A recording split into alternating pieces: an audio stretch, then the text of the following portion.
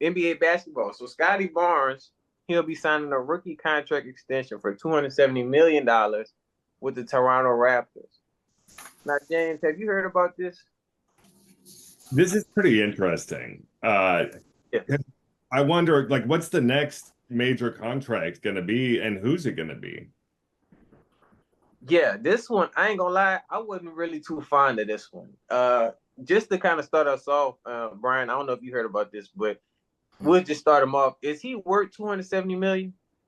Um, I can't say I 100% agree with him being worth 270 because me looking at his record, he's not a very reliable. He's a defensive player, which I'm looking at him. He will be the go-to guy if it was foul time to put him on the line. He shoots Yeah. like 60 to 70% in field goals on free throws, which is great. He's a horrible shooter. I mean, he last season, just the season's average total, he shot like 40%.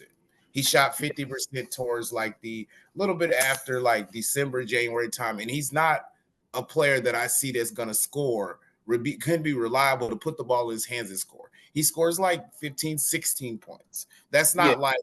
not like, hey, we're going to take the Toronto to the next level and we're going to all put it on Scottie Barnes back because I just don't see him being worth that much. Even going back to his high school days when he was at like, you know what I mean, him being at Mount Vernon and Mhm. him playing at FSU, he didn't have the best scoring. When he was in high school, he played 32 games. He was 14.8 and just scoring 5.7 assists and rebounds. He is a defensive. That's why I want to go back.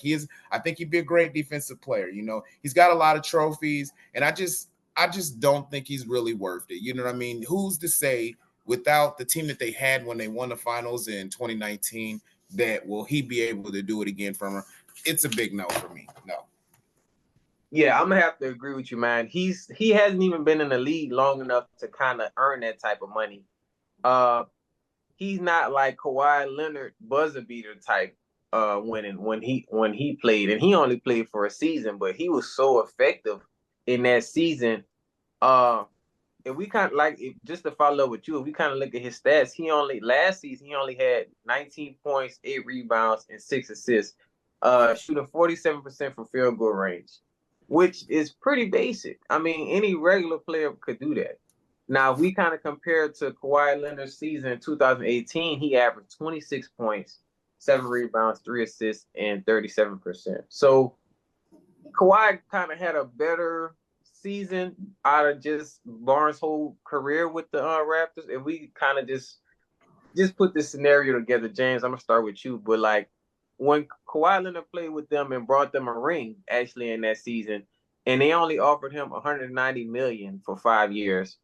And I don't know if he took it down, turned it down, or something happened, but he wound up not continuing. Do you think he would have stayed if he was offered the deal that Barnes was presented?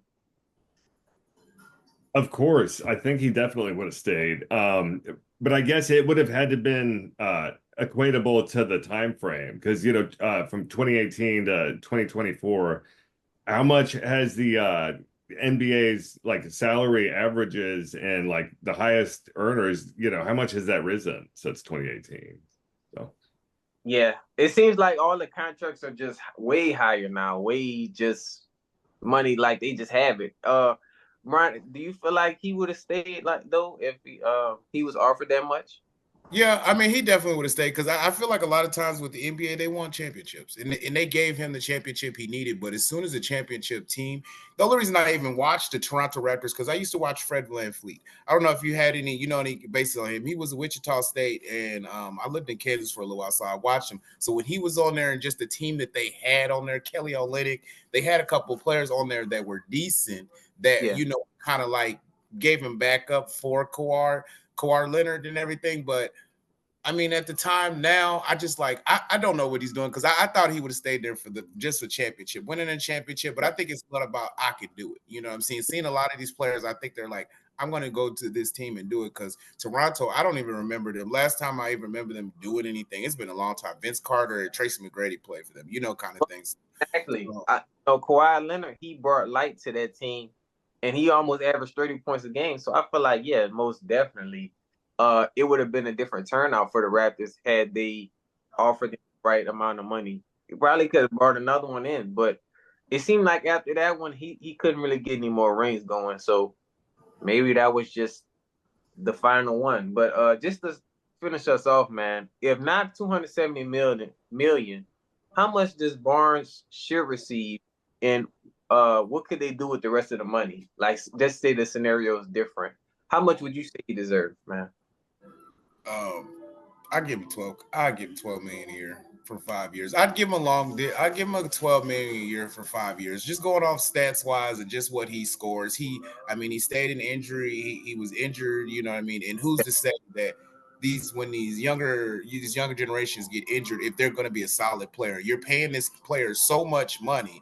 And I feel like some of the players are looking at other players' contracts, and they're trying to be what Memphis, you know what I mean, the guy from Memphis or what LeBron, they see all these big contracts and they're like, hey, I should be making much more. But you have to show that you are an asset to the team. And I feel like even though he plays great ball, he's not like, you know what, we're going to give him the ball. He's going to be who we give it to take us to the next level. So I've been 12 a year for maybe a 5-year contract.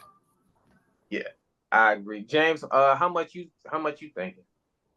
I could see 12 a year, maybe a little bit more.